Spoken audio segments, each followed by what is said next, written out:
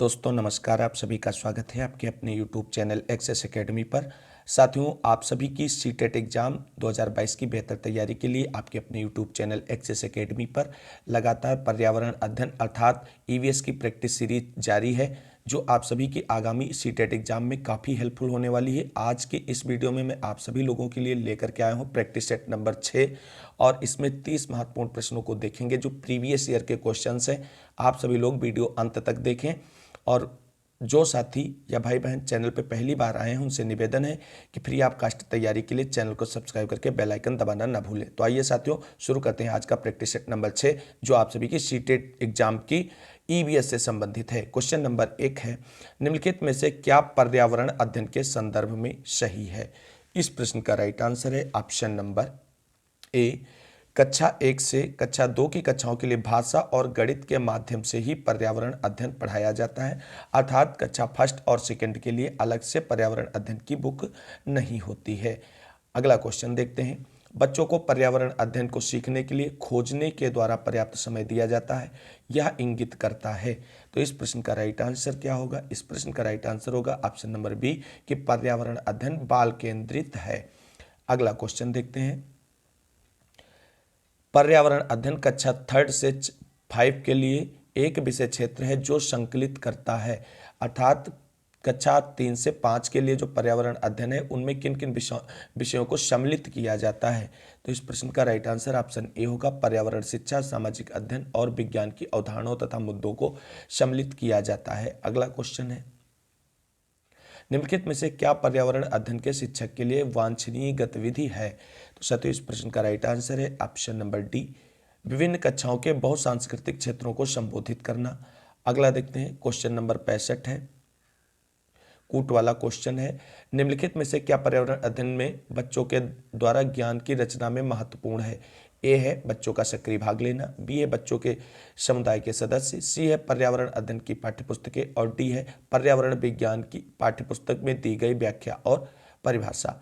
तो इस प्रश्न को पढ़ने के बाद इन चारों पॉइंट्स में कौन कौन से पॉइंट्स सही हैं उनसे संबंधित जो कूट क्या बनेगा वो बनेगा ऑप्शन नंबर डी, यानी ए बी और सी सही है, डी वाला ऑप्शन सही नहीं है। अगला क्वेश्चन देखते हैं,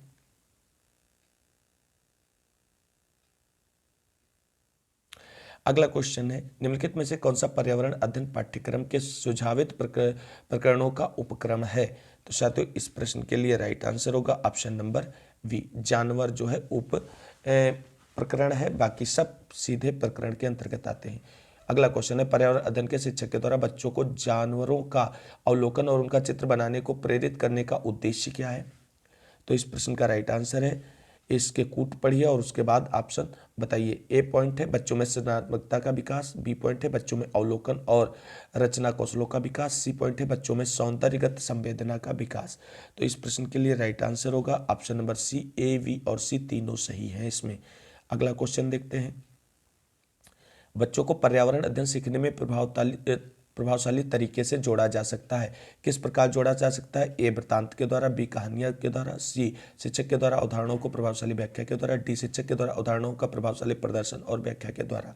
अब इन पॉइंट्स को देखने के बाद कौन सा कोट इसमें सही बनेगा।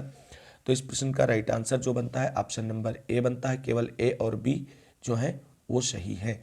अगला देखते हैं, निम्नलिखित में से क्या पर्यावरण अध्ययन को सीखने का सबसे प्रभावशाली संसाधन है। ए परिवार के सदस्य, बी समुदाय के सदस्य, सी समाचार पत्र, डी कक्षा।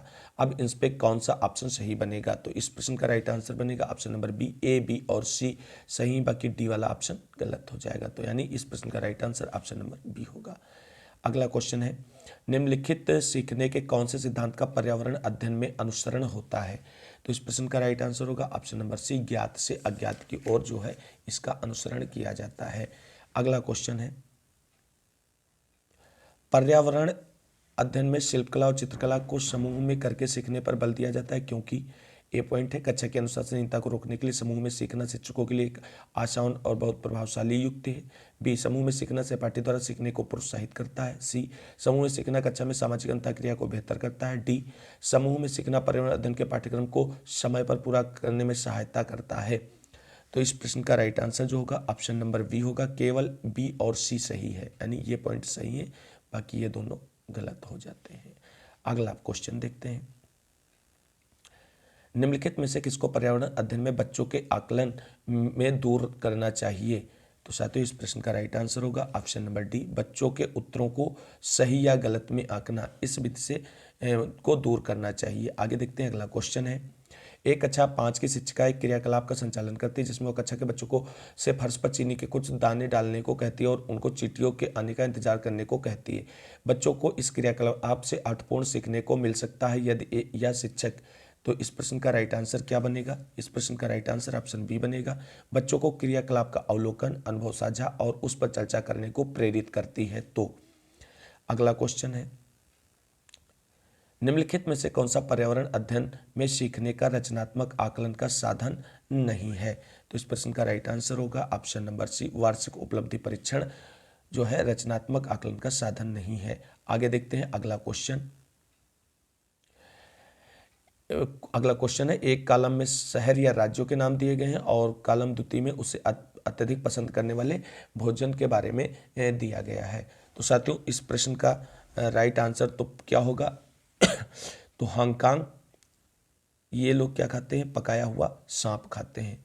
और केरल के लोग किसी भी करी के साथ उबला टेपियोका खा लेते हैं। और कश्मीर के लोग सरसों के तेल में बनी मछली खाते हैं। और गोवा नारियल के तेल में बनी समुद्र की मछली खाते हैं। तो साथियों इस हिसाब से इस प्रश्न का राइट आंसर ऑप्शन ए बनेगा।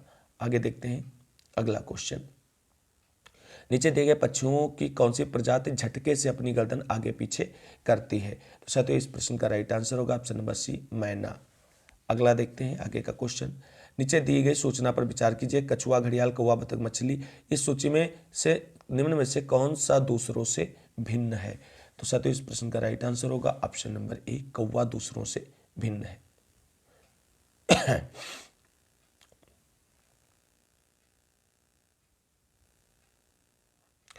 अगला क्वेश्चन है, हाथियों के विषय में नीचे दिए गए कथनों पर विचार कीजिए और उसके बाद दिए गए कोट में से सही आंसर का चुनाव कीजिए। ए है, हाथी बहुत कम आराम करते हैं या एक दिन में केवल 2 से 4 घंटे सोते हैं। बी है, एक बड़ा हाथी एक दिन में 200 केजी से अधिक पत्तियां और झाड़ियां खा लेता है। सी है, इन्हें पानी और कीचड़ में खेलना बहुत भाता है, इससे इनके शरीर को ठंडक मिलती है। डी है, किसी हाथियों के झुंड में सबसे बुजुर्ग हथिनी ही सभी फैसले लेती है। तो इस बेस पे इस प्रश्न का राइट आंसर जो बनेगा वो ऑप्शन बी बनेगा। बी ऑप्शन राइट है, सी, डी और ए सही, यानी ए वाला ऑप्शन सही नहीं है। आगे देखते हैं, अगला पॉइंट है, घरों के नीचे दिए गए विवरणों पर विचार कीजिए और उसके बाद सही कूट का चयन कीजिए। एक पॉइंट है, राजस्थान में गांव के लोग मिट्टी के घरों जिनकी छतें कटीली झाड़ियों की होती में रहते हैं। बी, मनाली हिमाचल प्रदेश में घर बांसों के खंभों पर बनाए जाते हैं। सी, लेह में पत्थर के 2 मंजिले घर बनाए जाते हैं, नीचे की मंजिल पर जरूरत का सामान और जानवरों को रखते हैं। तो इस बेस पे कौन सा कूट इनमें से सही होगा? तो इस प्रश्न का राइट आंसर ऑप्शन बी होगा, ए और सी सही है। आगे देखते हैं, अगला क्वेश्चन, निम्नलिखित में से कौन अंतर्राष्ट्रीय ख्याति प्राप्त वेट लिफ्टर है? तो साथियों इस प्रश्न का right answer option number C हो जाएगा, करण मल्लेश्वरी ख्याति प्राप्त जो है अंतर्राष्ट्रीय वेट लिफ्टर है और ये कई बार क्वेश्चन पूछा गया है। अगला क्वेश्चन नीचे दिया गया है, कौन सा समूह जड़ों का है? तो साथियों इस प्रश्न का राइट आंसर होगा ऑप्शन नंबर सी, गाजर, चुकंदर, मूली। बाकी सभी हैं उसमें एक एक तना मिला हुआ है, जैसे इसमें आलू और इसमें हल्दी और इसमें हल्दी और अदरक दोनों है। अगला क्वेश्चन है, रेगिस्तानी ओक नाम का एक पेड़ है जो पाया जाता है, कहाँ पाया जाता है साथियों? तो 82 के लिए राइट आंसर है ऑप्शन नंबर ए, ऑस्ट्रेलिया में पाया जाता है। अगला क्वेश्चन है, कोई व्यक्ति 9 नवंबर 2019 को एक एक्सप्रेस से ट्रेन में सूरत यानी गुजरात से नागरकोइल केरल जाने के लिए बैठा। यह ट्रेन सूरत में 19:45 बजे चली और 1 दिसंबर 2019 को 11:45 बजे नागरकोइल पहुंची। इस यदि सूरत से नागरकोइल के बीच की ट्रेन की दूरी 2120 किलोमीटर है तो इस यात्रा में ट्रेन की औसत चाल कितनी थी?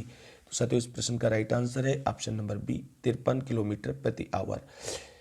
अगला क्वेश्चन है 84, भारत की आज़ादी से पहले महात्मा गांधी ने जिस दांडी के समुद्र तट तक अपनी प्रसिद्ध यात्रा की थी वह भारत के नीचे दिए गए किस राज्य में स्थित है? तो इस प्रश्न का राइट आंसर होगा ऑप्शन नंबर सी, गुजरात में स्थित है। अगला क्वेश्चन है, उच्च ज्वर यानी तेज बुखार के साथ कपकपी जिसका उपचार सिनकोना के पेड़ की छाल से किया जाता है वह कौन सा है? तो साथियों इस प्रश्न का राइट आंसर ऑप्शन नंबर ये है मलेरिया। अगला क्वेश्चन है क्वेश्चन नंबर देखते हैं, उसके बाद सही कूट का चयन करते हैं। नेफेंथिस वह पौधा है जो शिकार करता है के विषय में नीचे दिए गए कथनों पर विचार कीजिए और उसके बाद सही कूट का चयन कीजिए। ए है यह पौधा ऑस्ट्रेलिया, इंडोनेशिया और भारत में मेघालय में पाया जाता है। बी है इसका आकार घड़े जैसा होता है और इसका मुंह एक पत्ती से ढका होता है। सी है यह केवल छोटे कीड़े मकोड़ों को फंसाकर उनका शिकार कर सकता है। डी यह छोटे कीड़े मकोड़ों को खींचने के लिए मोहक आवाज निकालता है और जो इसमें फंस जाते हैं और बाहर नहीं निकल पाते हैं। तो इस प्रश्न का राइट आंसर जो होगा ऑप्शन नंबर डी होगा। केवल ए और बी जो है वो सही है। आगे देखते हैं अगला क्वेश्चन। चेराओ नृत्य या नाच कहाँ के लोग करते हैं? तो इस प्रश्न का right answer option number D होगा, झारखंड। अगला क्वेश्चन देखते हैं। तमिलनाडु के निकटवर्ती राज्य हैं, तो इस प्रश्न का राइट आंसर होगा ऑप्शन नंबर सी, आंध्र प्रदेश, केरल और कर्नाटक। क्वेश्चन नंबर अगला है। एनसीएफ 2005 के अनुसार निम्नलिखित में से क्या प्राथमिक स्तर पर पर्यावरण अध्ययन शिक्षण का उद्देश्य नहीं होना चाहिए? तो इस प्रश्न का राइट आंसर होगा ऑप्शन नंबर सी, पर्यावरणीय समझ के द्वारा बच्चों में सटीक संख्यात्मक कौशलों का विकास करना, ये उद्देश्य नहीं होना चाहिए। अगला क्वेश्चन आज के वीडियो का अंतिम क्वेश्चन है। यदि किसी डॉक्टर का घर एक्स पर स्थित है तथा उसका अस्पताल वाई पर स्थित है, डॉक्टर के घर से अस्पताल जाने के लिए कोई सीधी सड़क नहीं है, तब डॉक्टर पहले ए पर जाते हैं जो एक्स के ठीक पूर्व 600 मीटर की दूरी पर है, फिर वह बी पर जाते हैं जो ए के ठीक दक्षिण में 450 मीटर की दूरी पर है, फिर वह सी पर जाते हैं जो बी के ठीक पश्चिम में 120 मीटर की दूरी पर है और अंत में वह वाई पर अपने अस्पताल पहुंचते हैं जो सी के ठीक उत्तर में 90 मीटर की दूरी पर है। अस्पताल के सापेक्ष डॉक्टर के घर की सही दिशा क्या होगी? तो साथियों इस प्रश्न का राइट आंसर होगा ऑप्शन नंबर ए, उत्तर पश्चिम। तो साथियों ये थे ईबीएस के मोस्ट इंपॉर्टेंट क्वेश्चंस का प्रैक्टिस सेट नंबर 6। ये वीडियो सीरीज आप सभी लोगों के सीटेट एग्जाम जो दिसंबर में होना है उसके लिए काफ़ी हेल्पफुल रहने वाली है। आप सभी साथियों से निवेदन है कि इस वीडियो सीरीज को अवश्य देखें और अपने साथियों में शेयर करें। आगे की तैयारी फ्री ऑफ जारी रखने के लिए चैनल को सब्सक्राइब करके बेल आइकन दबा लें। मिलेंगे अगली प्रैक्टिस सेट के साथ, तब तक के लिए सभी साथियों को जय हिंद, जय भारत, वंदे मातरम।